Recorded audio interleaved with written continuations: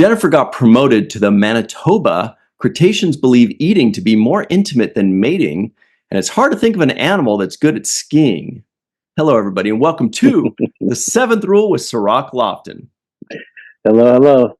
My name is Ryan T. Husk, and today we're doing a review of Star Trek Lower Decks. It's the final season, but we're going to enjoy the heck out of it. The episode is called The Best Exotic Nanite Hotel. More on that in a moment.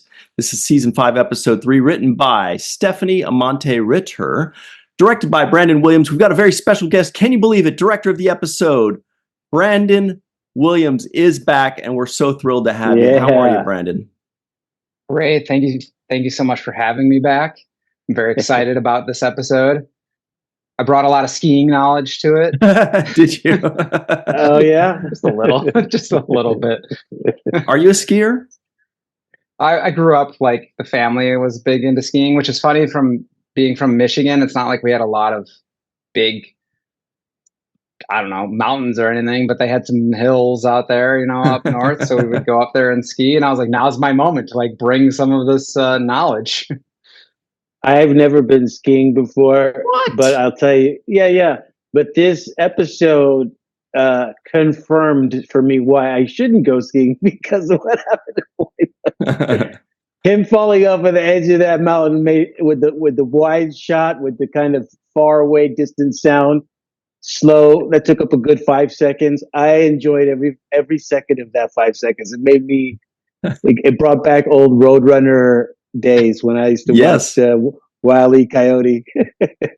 Well, that's exactly what we were going for. So I'm glad that's what you got out of it, because as soon as I read that sequence, I was like, I was building towards that shot the entire time. Like, I just knew it. We said it in like the first meeting. I was like, we have to do like a Roadrunner far wide with one of these great like Jack Boimler screams going all the way down. And we sort of noodled it a bit. Like, there were different, like, what's the funniest distance from this? It was perfect. I could add 6 more seconds of that. I would have the longest fall. So. Right. I was really enjoying it being dragged out. I don't know why. I don't know why that's funny, but it was. Just watching it kind of go slowly down and me kind of calculating, that feels about right about how long he would fall, and this is fun to watch. Like, you just have time to like think about it and soak it up. It was a good time. You sort of like, it's funny, and then you're sort of like, it's not funny, and then it's just long enough to get funny again, and then it's like double. Exactly. I enjoyed that moment a lot. But yeah, thanks for bringing the ski knowledge to the table. That was well appreciated. Yeah. What kind of alien was that? Grandpa. that guy that he jumped on the ski slopes. Do we know what kind of alien that is, or is that a new one?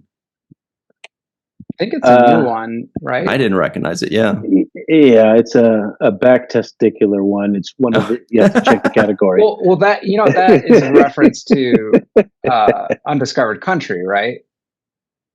Oh, is it? Yeah, the back sacks. Yeah, I mean, it's like just the idea that, like, well, where else would it be, right? Like, that's sort of like, I actually didn't even like clock that at first, because I was just thought the joke was so funny and just on its own. I was like, wait a minute, it's from my favorite Star Trek movie. I wrote that down. That was funny when he's like, "Why are they on your back?" He's like, "Where else would they be?" I don't know why that just killed me. Yeah, I loved it too. The back sacks. The back sacks. There was a lot of contributions. There was so much. I can see you got the Gallimites, the Cretaceans, the Denobulans. There was so many aliens in this episode. I feel like you were just trying to really roll call on some aliens. It felt good to me. Was that the motivation?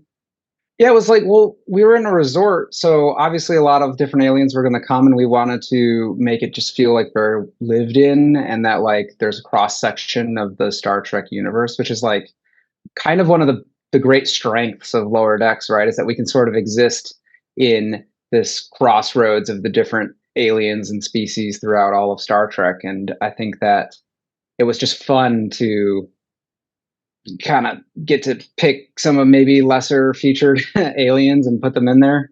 The Noblians were the ball, like the beach ball, right? Yes. Yeah. Yes. They were not to be messed with either. Great jokes. This episode had me rolling the whole time. One of the themes that I think was central to it, which was great, was the whole we broke up, but we didn't actually say we broke up theme. Uh, Such a great classical comical theme to thread throughout the episode. Wonderful job. I loved it. I thought it was like a great theme to carry this episode. Well, and it was nice too to get that closure. Like I think there was some conversations. I mean, above my pay grade necessarily about like whether like that's the right, like this whole the Jennifer Mariner thing, but I just kept saying like as a fan, like I want that closure. I don't want it to just be like offhanded remark because like we know they're dating, but we never really got enough time with that relationship in my opinion, because there's just so much awesome stuff we're doing in Lower Decks all the time, and I really wanted to explore it a little bit more. Yeah. So I was really like, and again, I mean, this one just landed, in my rotation, which is great. And it's like there's kind of a pattern to these seasons, right? And episode 3 is always the first kind of one-off episode, where we're like, oh, let's just do. It's like a Lower Decks like adventure. And I was like really happy that we also had a little meat in there of like Mariner's emotional journey. So we were like, yes, we're having like this nice contained Lower Decks adventure, but it also connects to the Lower Decks world and not just the greater Star Trek world. Because obviously we're always bringing the Star Trek world in, but it's nice to have our own little world, And let me speak and add to that, Brandon, what you're talking about with your own world. And the first 2 episodes of this season had Tindy's character off with the Orions and her sister and doing that kind of pirating and stuff like that. And for me, this is now the first episode where it feels like Lower Decks back. The gang is back. It's like, the band is back together. Yeah. Because there was a part of me, the first 2 episodes was like, oh, it splits the storyline by having them, A-B storyline. This felt more congruent as far as these are the Lower Deckers. The gang is back. Did you feel that too, Ryan? Yeah. The difference is that we always have split stories, but they start off together at the beginning of the episode, and then they go off and do a plot and a subplot. They go do these separate things. This was the first time where it kind of was a little jarring, where we're like, well, we're starting off separate, and they're also ending separate after that first episode. So it was really different, and it's kind of an interesting way to go about that. Yeah, Brandon, was that something that as a director you really think about, or do you just look at it as scenes and characters and lines and just kind of like piece it together like that? A little bit of both. We try to keep, like, I came in and obviously got this episode and I'm like, wait, at first I'm just like, wait, where's Tendy Ben? So I have to kind of go catch up on like what hasn't even been, produced yet. They're in the middle, because like we stagger our schedule. So I'm like kind of reading through the first couple episodes. And I'm like, okay, well, hopefully I imagine all that's not going to change that much. So now I get it. Like the gang is coming back together, because I like to know where we are in the like story so that we know who to kind of focus on as best I can. I mean, obviously like we have, Mike McMahon is there to keep it all together, right? And and they had the writers' room and they've like thought all this stuff through, and it's my job to kind of come in and like serve what's going on. But in order to do that, I have to kind of know where we're at, right? Like where is Boimler at right now? Like what is going on with the stash and the red pad, and like a lot, because like when I first read the script, a lot of that came out of nowhere, and I had to sort of just like figure it out. Right. And then obviously read those episodes. And one thing I want to mention about that is that no matter where we end up, like we can bring them back together. You know what I mean? Like, so no matter where a season goes, there's always a way back to bringing the gang together again. And so just a little something to keep in mind for the future. Well, nice. I had the feel to this episode. It was like, oh, they're all back. I think even Rutherford kind of felt, he had one line where he says, I'm glad you're back, Tendy. He said something like that. Yeah. And it was just like, yeah, I am too, actually. And Tendy had a line about that too, where she says, oh, I'm so glad to be scanning things again, or something like that, which was freaking adorable. Yeah. Yeah. Right? That's still in there, I think. Like she had a knife. She's like, instead of stabbing things. Yeah. I was laughing with the alias nicknames that everybody had: Zach Ransom, Gilbert Manhandle. This you guys it must have had a lot of fun. There was another one, Ensign Manhaver. Was it? Was it? Yeah, there was a manhaver or something like that. Yeah, these were hilarious. Zandy Phillips. I was just all over the place. This episode, I thought it was a classic, lower decks, comic. You don't have to know too much about Star Trek to follow along, but if you do, it's even extra bonus. This is just like, to me, this is quintessential do not skip lower decks episode. And it's nice to have Ransom in the mix too. He's like, I love having him and Boimler, and they have their own little story that turns into Apocalypse Now. Sort of like with the general and like, oh, we worked so hard. Like just the whole approach into just to kind of like skip ahead into that section of it when they finally like meet their goal. Like we all knew we all had Apocalypse Now kind of on the mind, but like cracking that code, we did a lot of different versions, and I even did a version where I like scratched the general as like really husky, like low, trying to do like a semi Marlon Brando impression. We obviously like we kind of pulled away from that a little bit and found our own fun kind of zone, but it was one of those times where we did a lot of approaches and threw a lot of stuff out, and that's fun because in TV you don't always get to do that. In TV you're sort of barreling ahead and trying to like make the best decision as fast as you can, and we sort of noodled that one a little bit, and that was really fun. Brendan, I've got a question that you may be able to answer, and I hope you can. Galamites, Sirach, if you recall, Galamites, Captain Baudet on Deep Space Nine, the Jadzia Dax was always talking about Captain Baudet and how sexy he was, and he had a transparent skull so you could see his brain, and then there would always be those jokes. And I was like, we finally, for the first time in Star Trek history, get to see Galamite, and they're way less sexy than I expected them to be. And I wonder, was there a conversation about that, about what they were going to look like? Because people, I swear, not even 2 weeks ago, I was talking about, I wish one day we could see a Galamite. I don't remember what I was talking about, but we got to see it. Brendan, do you know what the conversation was about? Were you privy to any of this? Or, was it just like a storyboard artist just said, what do you think of this? I wish that had been really fun. I think there was a lot of conversations about it, but those were happened before I got to it. So we sort of had the idea, but I remember thinking that too, where I was like, wait a minute. Like I imagined literally like a human head that was transparent and you could see the skull and whatnot. But I mean, I guess that's a little bit, I think to me, that's just stupider and funnier than like a creature that's like well designed. And they ended up going with like a cool, well-designed character that is a lot more fun in animation. I think that probably had something to do with it as well. That while we're doing it in lower decks and we're animated, so like let's just go crazy with this, and it kind of shows the range of Jadzia's attraction because those guys were pretty snarly. I was very excited to get to show them too, and so I just was excited to get it personally. I was just like, awesome, let's do it. I don't care what they look like. I'm just excited to get to like fulfill this joke from, a decade from ago. 30 years ago. It's nuts. And 3 decades. I wanted to ask you about Krog, that rock star. Was it a rock star type character? Or like yeah.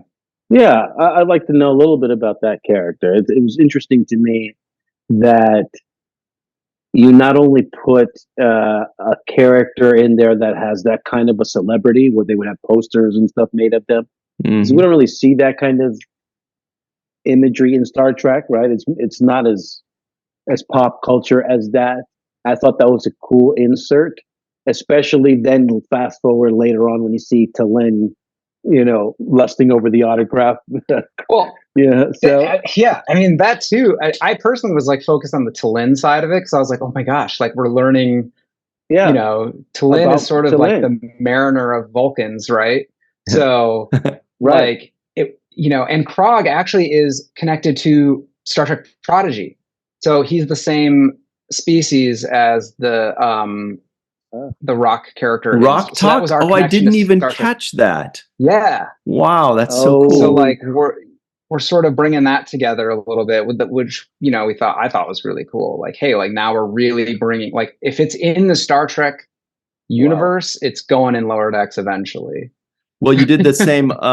There was the same thing with the when the space whales were mentioned, and I forgot who it was, but they said, "Is it like the Gormagander, which was in the first season of Discovery, or the Galaxy's Child whale, which was in the fourth season of Next Generation Strock?" You'll remember we just covered that episode like a few weeks ago with that space whale that was like suckling on the Enterprise as a teat. It was just like, give me some of that warp core. So I was like, wow, they're bringing in Discovery. You just mentioned that you guys brought in some Prodigy. I love that. I love that you're not just pulling from old school Star Trek, but also just amongst yourselves, amongst the new people. I love that. Well, because Lower Decks is the ultimate, like, everyone involved at every level is a super big fan of both Star Trek and Lower Decks. So for us, it's like, yeah, obviously it makes sense that Boimler would know, because Boimler's a little bit of he's like also a Federation nerd, right? He's sort of like all of us in that sense. And it's really cool that for him, he's reading like Federation news essentially, right? And history. And for us, obviously, it's like Star Trek history and all of that. So he's very knowledgeable in these things that are like fun references for fans. But I also think it's funny, just even if you don't know, you're like, he's naming different kinds of space whale. Like, I think that's like the best charm and balance of the show, is that, like, even if you don't know what he's talking about, it's like, the milking of space whale. Like, I crack up at that line every time. The whole setup for this, I'll tell you real quick, is like, basically, Boimler's in the general's lair or suite. Suite. That's remember, it is a vacation. He is a Latin elite guest. General, I guess Admiral. Admiral is the more appropriate. I kept calling him the General because of Apocalypse Now, but it's the Admiral. And he's like, he was relegated to milking space whales, and Boimler's like, that's awesome. Which kind of whale? And this was like this big. He was like disappointed that that's what he was doing. But the Boimler finds the joy in the nerdy side of Starfleet, and I think that that's a good reminder for all of us. He's a Starfleet nerd, and whatever you're doing. Yeah, he's a Starfleet nerd. Yeah. He's like, I love Starfleet. Like, we're Star Trek nerds. Soak it all up. Brandon, let me ask you this question here. When it was announced that Lower Decks may or may not be continuing on or ending, but basically it sounded like it's going to be ending, at least for now, were you done with everything that you were going to be doing with Lower Decks? Or was there anything left, any final post stuff to do so that you could really kind of soak up those last few moments? I think I was actually done when we got the official word, but I remember we kind of talked about this, last year, right, when we were doing season 4. I'm sort of always looking over my shoulder a little bit. Like, I'm just like, no matter how good, no matter what we're doing, you never know.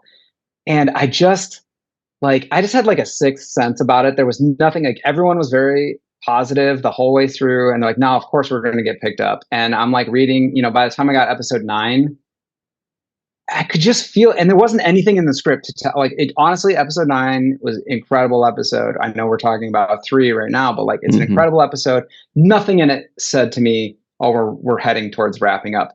But I felt something, and like, I won't lie, it was very emotional for me. There may have been some tears involved, because it was hitting me, because I'm like, what if this is? And I remember taking, as a director, especially by that last episode, I have a lot stacked, because I'm still kind of finishing up 503. There's a lot of stuff going on with 506. And I was like, I'm taking some pages on this episode, especially when you see it, you'll know why. because right in the beginning of the episode, I was like, I need to draw some of this. So won't spoil it, but like, I was like, I need to draw some of this. So I took some pages and took a little more work on than I typically would do as a director. And I'm so glad I did that, because it's like, you never know. Right. Yeah. And I think that like, you sort of just have to take every opportunity, to enjoy it along the way. And I'm just like so glad that I did that. The finality of it seems like it hits you when you're reading the script, like that moment, that feeling, whether it was going to happen or not, it hits you right there of like, this is what it'll feel like if it happens. Oof. Yeah, it was very strange. And it just had nothing, because it's not like, all the conversations around the show were exactly the same as season 4. Like, it was all just like, yeah, we'll probably find out, usually we find out now, it might be a little bit later, it might be a little bit earlier, and so, but and it's like, there was nothing in the scripts even. Obviously, like 10, they found out early, everyone found out early enough that I think they were able to make sure that, I think they went back through the season a little bit and added some little tasty morsels just to make sure that everyone got something good and that it felt like we were coming to a nice, satisfying conclusion. But the original 10th episode, like, also was just it was just a season finale, or like a regular season finale. Was not a series finale necessarily. And thankfully they were able to catch it in time. But so even then, like, I really didn't feel it, but just something, I don't know, like some. So is there something in the story that you feel like in the characters and the dialogue when you were reading it that just felt emotional and felt kind of triggered some sadness for you? There must have been, because I mean, I was obviously reading between some sort of lines, but I even felt that way with Mariner last season. I was like, wait, this feels like the end of her arc a little bit. And then I realized, like, oh, actually, it's kind of the beginning of her being who she should be. So that, and then kind of bringing it back to this. So to come, because remember the last time I was with Mariner in 409, she's having this big talk, with Mock, and like coming to terms with her loss and like what she's doing in Starfleet. So then I get to, get her in 503, and it's like, actually, you still haven't broken up with your girlfriend. Yes, you're here. You're committed to the Cerritos and Starfleet, but you still have a lot of baggage that you're carrying around. I'm like, great, I'm in, let's go. So yeah, by the time we got to those later episodes, I was just feeling it, something, but Boimler was growing his beard, so I thought, no way. Kind Beard of. is a season 3, right? No, he's worked. Yeah, kind of. His best. Yeah, that's true. I related to him a little bit. Well, I know we don't have much time, but I did want to follow up on something you just said, and that was taking the pages of the script home and saying that you needed to draw some of the stuff. And my question is that something that you do, or is this something specifically special about this that made you have that desire? A little bit of both. So usually on the first episode, a director will take a couple pages just to lighten the load on the team, like a couple pages of script to board out. And like, I'm sitting there waiting, the team's working on these episodes. They're going to take like at least a week to kind of start getting stuff in. So I'm kind of would just be sitting around for a week anyways for that first week. Like, once everything's set up, because I start a little bit earlier than the team. So it's like, I'm launching the team, so I'll take a little something. And then it's highly advised not to take anything on the next episode you do, because things start to like overlap. Like, you got stuff coming back from this episode, you're working on the next one. And then the third, it's like the worst for the first couple weeks. It's like you're kind of juggling all 3 episodes. So typically, maybe you take a page or 2 if you can, but I took a good chunk of pages because I just felt like I had to. The nature of what was happening in the episode also, it's like one of my, there's a couple elements in it that are some of my favorite things about Star Trek. So I was like, I had to get in there and like get my hands on it. And it was worth it, but it was also some late nights, because I have to be there for my team during the day. And then at night I was like, okay, I'm going to catch up on this. Don't worry. Wow. I would encourage you to, if you still have all of those drawings and stuff, to put it together in a collection for a book that you release at one point in time. Because I'm sure people are interested to see that, just like I am. I would love to see those sketches. I would love to do that. Maybe I can find a couple. I mean, like, I can definitely probably pull some boards. I don't know if they'll let me show them to you. Well, you got to wait that a little bit and get it cleared. But maybe if you got a break coming up soon, something. If you get a break coming up, something you could. Maybe they'll do an art book for Lower Decks. There's quite a few art books out there, and I think that might be something that could happen. I would like to see it. That's pretty big, yeah. I would too, and I'd like to know if they do. Hopefully I can get a drawing or two in there. With storyboards, you never know. It's just, the storyboards are such the blueprint. We don't really make pretty drawings; they're very much functional. But that's fun for like all the pretty. That could be a fun coffee table book because that tells a story. Nerds like us like that. Yeah, the storyboard tells a story in and of itself, because you see where that seed started to develop for that scene. There's the lines and all that, and then here's the first. It's like the rough draft of the visuals, and that really tells a story. It's kind of like the middle ground between script and final product. Yeah. I mean, look, I have plenty of storyboard books. I love storyboards, but I don't, so there's obviously some market out there for it. So there's so much energy in a storyboard because they're a lot looser, because you have to be willing to throw them away. In TV now, it's gotten a little bit crazier. Like, our storyboards are also sort of animation layout. Like, when you're breaking down a storyboard to go into production, I mean, they're looking at everything. They're like, is this background a part of this other background? And you're like, yeah. So you have to make sure you have that information there. Is that prop? Like, you have to know your props. Thankfully, Star Trek, I couldn't wait to draw like Star Trek props, but like you had to kind of know. And occasionally I'd have an artist or two who was maybe not as deep into Star Trek, and they'd be like, what device is this they're using? And I'm like, okay, here's your options. There's tricorders, there's little wavy light line, things, there's, because like if it's like a medical device or something. Right. But you have to know which one you're using, because that's going to get called out for animation, and you just don't want you don't want animators having like 1,000 questions being like, so which tricorder is this? Is it the one with the purple stripe? Is it the regular tricorder? What uniform are we in? Yeah. So it's purple stripe. That's also a good throwback right there. Yeah, it's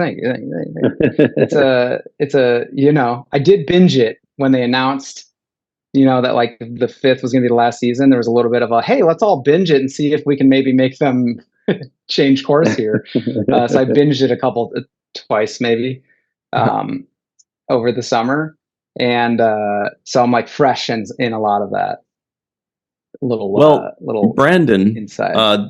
This has been a lot of fun, and we really appreciate the time you've given us last season and this season, and I love the teasers you've given us about coming up. Some very powerful moments and scenes and episodes are coming up. But once again, Brandon, thank you so much for taking the time, for the amazing work that you do, and for being so gracious with us. We really appreciate it. Yeah. Well, thanks for having me on. I love to talk about Star Trek, and I especially love to talk about Lower Decks. So I'm always excited to come and talk to you guys about the show. We love having you.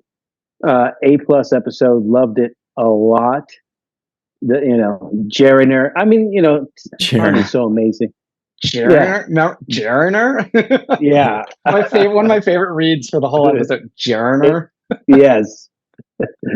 Another favorite read of mine in this episode was the last line when he says, "I just got these hands." Yeah. I was wondering about that. I was like, wait a minute, he's got his hands back. What's going on? But of course, it was acknowledged. Yeah. The one thing I want to point out right before we wrap up, and we're right at the end. One thing I just want to point out for this episode, I had such a hard time with the nanite glumpus when it becomes the dodecahedron, and like them being inside and out of it. And we designed this shot, and everyone's like, "You're crazy! It's not going to work." Where we go through it, into it, and I was like, "No, I can do it." And animation, and like some animator's gonna totally get it. And so I had this in the board of it, like going through, like the camera going through the big dodecahedron, and animation, like it looks even better than I expected from the board. And I was just like so happy that worked, and it connected what I was worried about. And so really excited for you all to see that little moment that did work. Hopefully you don't even really notice it, you just feel it. It's crazy, it's how fast it flashes by, but how much work goes into even those small transition scenes. That was when they were falling into the glumpus, right? Glumpus, yes. Mhm. Yeah. Glumpus. I was like, how do Yeah, I when he- spell that? When I put that in my notes, I'm like, how do I spell glumpus? I guess with 2 U's. That's what I went with. Anyway. Yeah, that works for me. All right, Yeah. everybody. Well, thank you, Brandon. Everybody stick around. Sirach and I are going to cover more of this, but we'll be right back on big special thanks to Brandon Williams on the 7th Rule. Yeah. Hey, everybody. Welcome back to the 7th Rule with Sirach, the game changer Lofton. Hello. What game? I don't know. It always changes. All right. Here are the trivioids of the week. The Cerritos is docked on the Cosmic Duchess, or at the Cosmic Duchess. Winking is gross. That's too bad. Jet lost both of his hands to 50 piranha bats. Rutherford calls nanites glumpus. Assumptions are anathema to communication. Jennifer got promoted to the Manitoba. We finally see Gallimites. Cretaceans believe eating to be more intimate than mating. It's hard to think of an animal that's good at skiing. And a wiry guy is always needed on away missions. So we covered the Gallimites, Sirach. Cretaceans believing eating to be more intimate than mating. That was kind of funny because why wouldn't different races and species have different, what if they think like you could just have your balls hanging out everywhere? Like they don't care about that, but they're like, ew, don't eat in front of me. That's hideous. I don't know. Yeah, I wrote that in my notes. How difficult it would be to know what's offensive in a world where you have all these different, Yep. so many different species around in the same place. So yeah, you would be offending. Like you'd be, for example, on the later guy, when Boimler was grabbing his back, he was like, "Hey, you're grabbing my private part," right? So The back sack. the backsack character. So yeah, I mean, and then with the Ferengi touching their ear, so like a Vulcan, ear touch would make them like say, "Hey, what's going on over here?" So like, it's crazy how many different customs there are that you would have to really, learn about as you go on through time. That's true. And that's already making me think of like all the other races that we do know, like Vulcan or not Vulcans, Klingons are like super like moody about like, oh, you can't insult their house and you can't walk in their presence or call them a coward or anything like that because otherwise it's death, so Yeah. there's a lot of races kind of like that just have their different cultures. But I did laugh a lot in this episode. I had a lot of laughs. I liked Zach Random and Gilbert Manhandle and who turned into Zandy Phillips. But he's like, okay, but I'm still a gambling addict. For some reason, that's kind of his thing. Yeah. So the nanites, Sirach, nanites are these tiny, tiny little robot things from the Next Generation, if I remember correctly. I mean, they were definitely in Voyager. Were they in the Next Generation as well? I feel like they were. They're definitely in Voyager. But let me read to you what they are. Nanite was a microscopic robotic device and form of nanotechnology that was built by manipulating atoms, blah, blah, blah, blah, blah. I thought they were mentioned in TNG at some point, but they're definitely made famous in Voyager. Because anyway, so that's what they were, and they become like an artificial life form.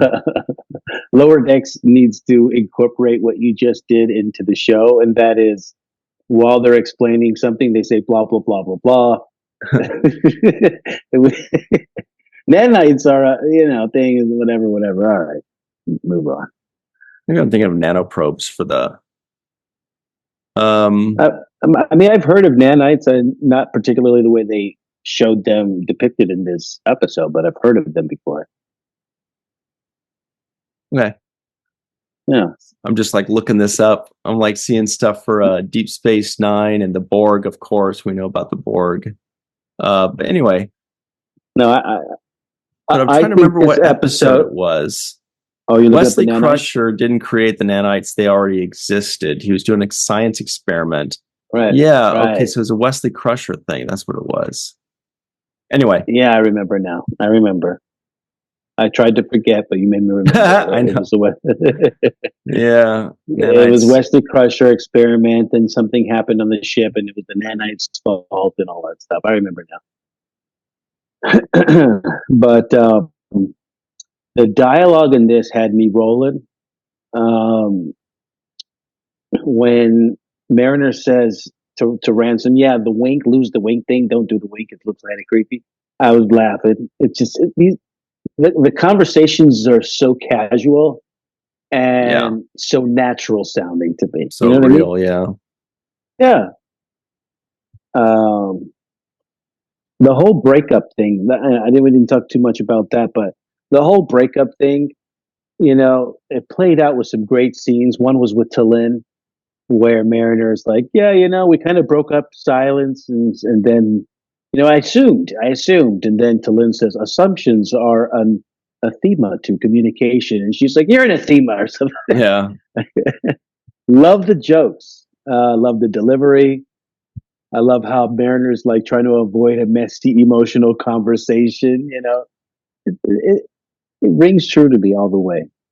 It's definitely very real. And Yeah. it's more real than Star Trek usually is. Star Trek, they have a very wooden way of speaking. It's a little military, it's a little stiff, it's a little wooden. But these guys are just like, oh yeah, well, I mean, it's more like Seinfeld. It's more like Seinfeld in space, right? Because they could do a whole episode on like relationships, and like Yeah. And it's so funny that when she said, I never really broke up with her. She kind of broke up, and I just kind of walked away because I thought it would be more dramatic that way or whatever.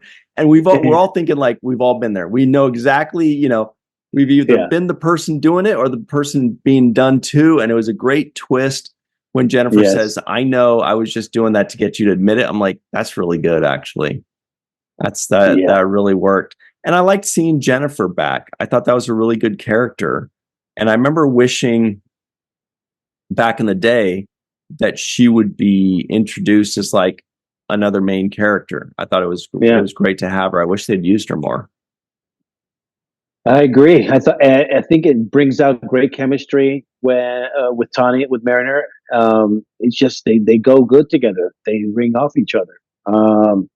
There's a good chemistry there that I think could also be explored further. But I know they talk about this being the end of this season and maybe potentially the show, but I really hope that that's not the case, because the show's, it's just too good. Like, it's hard to find criticism of it. Like, if there was a section of this, of the show where we complain about something that we didn't like or wish was done different, or maybe it was slow here, or I never have that when I watch these shows. Maybe I don't like certain storylines as much as others. That's been my biggest critique. But as far as this main cast of Lower Decks, they all have grown on me. I'm attached to them, and the jokes keep rolling. The Latinum Elite guest, I thought that was hilarious. How, you know what I mean? And really, space whale milking. I mean, that's nasty. I won't touch that, I guess. Yeah. What kind of whale? Well, what if it was a sperm whale? That's a third option. What if those were? Yeah. I'm not. Hey, do you think that maybe that alien that was skiing is like a humpback alien? No, that was a ballback. Oh yeah. Yeah, but I was thinking he was complaining about being an interstellar dairy farmer. I mean, who says these lines? Who writes this stuff? When you're talking about the potential ending of this series, I was thinking all of these, especially like the lead actors, they're totally going to land on their feet. Like we know Tawny is a force of nature. She's just going to keep taking the world over.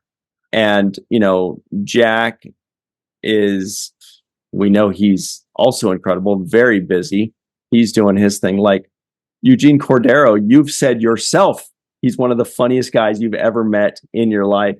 I mean, these people, and Noel Wells is supremely talented. So it's like, I hope that Lower Decks continues, and I'm sure they do too. But I certainly am not worried about their future. You know, I'm certainly confident that they'll just keep working as long as they want to keep working. Agreed. It's just a shame that we can't get because there's no real, critique once again of this show. It has delivered time and time again. I don't know what kind of budgetary issues they have or whatever that side of the equation is, how the monetary side of it, right? But as far as the quality of the product, like when you consider that this is the newest animated show since the original animation, so their bar was having to surpass the original animated series, which I think they've done by tenfold at this point. Not to diss the original animation, haven't seen it yet, but I've seen clips of it. It could not have been as good as this. It's just not possible. It was very different. It was a very different animal. It had a very charming animation style, and charming is a euphemism for low budget. where everybody's eye color was their skin color. So like their skin color bled into the whites of their eyes. It was really strange. It was like a weird animation choice, artistic style, but whatever. And it had the same like 3 or 4 songs that it would always play, but then you start really liking them. And the theme song is like amazing. It's so snazzy. It's so good. So I don't know. It definitely has its charm to it. And I'm glad that Lower Decks pays homage to it several times now. So that's a lot of fun. But let me see. There were also some great moments here, like little throwaway lines like Boimler saying, "Hey, the lazy river is getting pretty choppy." What a wimp. he's just so wimpy, this poor guy. And when Jennifer was getting annoyed with Mariner saying, "Are you trying to get rid of me?" and they had their little spat there, that was adorable. Another funny line was when in AWOL Falls, Boimler's being taken away, and he goes, "Tell them I'm not the canary." And Billups says, "He's not the canary, you monsters." What's that mean? Or what's a canary? It's all very good, solid, genuine humor.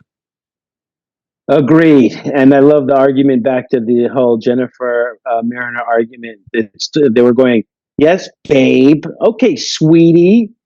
All right, honey, my love." They were doing it. It just kept getting worse and worse. But the the more affectionate the tone was, the worse the argument was getting. And I thought that was hilarious too, because I think we've all been there where you're like, "Yes, babe. I put the tea. I turned the oven off. Are you sure, sweetie?" And it's like, if you just keep getting a little bit angrier. That was hilarious to me because it was indicative of a real fight. Also, the Ransom and what's the other guy's name? Billups, aka Manhandle. When they were trying to convince Boimler why he was valuable, the reasoning was so hilarious. They were like, "Because you're wiry." And then when he lubed himself up and he's squirming around, you could hear the lady going like, "Oh, he's so greasy and wiry," like complaining that he's a wiggly guy. They can't get a hold of him. And then he says, "You can crawl through ducts." Like, these are the reasons we 90% of away missions is crawling through ducts, apparently. Exactly. That made me laugh. The fact that, hey, no, we brought you not because you're smart and know a bunch of stuff. No, because you're wiry and you can crawl through ducts. And so the jokes were great. The whole suntan lotion, scene, that was hilarious to me. Yeah, I mean this episode had everything, a little bit of everything for me. I would guess a penguin would be my skiing animal. Ah, good. I don't Very know. good.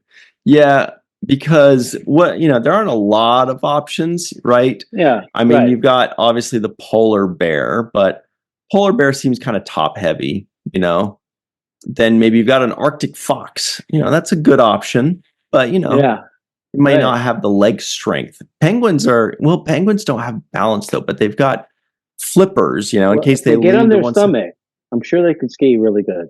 Do they maybe they ski on their stomach. They put the skis up in front and then they just put their flippers out, their wings, I guess those things are flightless wings.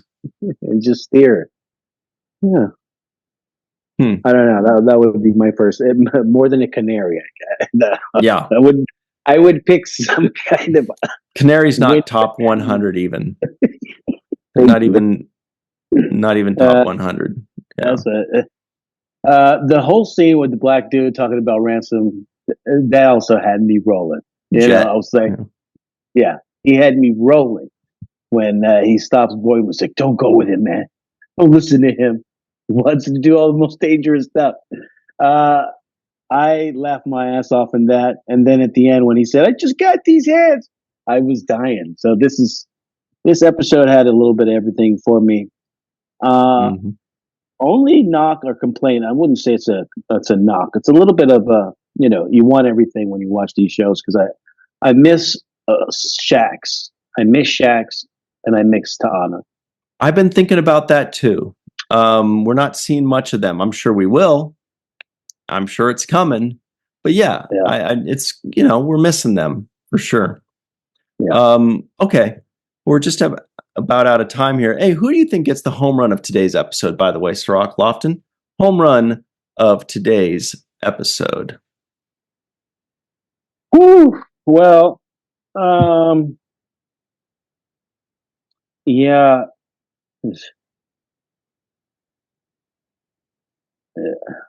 Tawny Newsome gets the home run. Mariners just knocks it out of the park for me. The whole relationship stuff was great. She played those beats as good as you can play it. The awkwardness, the whole like, oh no, it's all smooth over, everything's fine now. She blows me away time and time again. So yeah, Mariner. I'm going to agree with you on this one. She gets it for me in this episode too, because there were a few times where her delivery of something, the recording of something it was Tawny Newsome and her brilliance. And there were some times where I was like, wow, Tawny Newsome is Mariner. Like she really gets it. She really gets that character. And she added some things. She delivered in certain ways. I wish I remembered. There was one specific line that I know she delivered differently than the writers imagined when they wrote the script. Because, sometimes that happens. A writer can't help but picture this is how the line will be said, or it's going to be like, oh, it's my shoes, of course, and the actor will be like, I'm going to change it up and I'm going to say it in a different way. And you think, you know what? That's not the way I intended, but it's better. It's more interesting. It's more funny. Mm-hmm. It's more of a depiction of the character. It's just, there's just more to it. And there was one specific line she did that I thought was really impressive. I can't remember it right now, but she does it all the time. So yeah, totally. Tawny Newsome. She does it all the time. She just makes it feel so natural, so effortless. And that whole awkward relationship breakup, she's great at the awkward moment stuff. That's actually her. Man, but that is Tawny up and down. That's her, right? She's the best at it. There's not even a competition to me. Yeah. She is the best. So I love that awkward moments that she had with her quote unquote girlfriend. Love it. All right. Speaking of awkward moments, these guys specialize in awkward moments. Their names are Homer Frizzell, Dr. Anne-Marie Siegel, Eve England out in Wales, Yvette Blackman, Tom, TJ Jackson Bay out in Missouri, Titus Muller, good guy, Dr. Mohammed Noor, Tierney C. Diekman, Anil O. Palat, Joe Balsarati, Mike Gu and Dr. Stephanie Baker, Carrie Schwent, Faith Howell, Edward Foltz, My Live from Tokyo, the Matt Boardman, Chris McGee, Justin Weir, Jake Barrett, Henry Unger, Allison Leach Hyde, Julie Manosfi, Jed Thompson, Dr. Susan V. Gruner, Glenn Iverson, Dave Gregory, Tim Baum, aka Grandpa One, Chris Sternett, Peter Draymore, Chris Garris, and of course, Jason Oken and Greg K. Wickstrom. That's it for us, everybody. 3 episodes down, 7 more to go, and hopefully movies to come. We'll see what happens. Well, thanks for hanging out with us, everybody. Like this video, subscribe to the channel, hit the bell icon for notifications. If you're listening in, give us a 5-star rating and a nice review. We'd really appreciate it. And we will see you next time. And until then, always remember the 7th rule.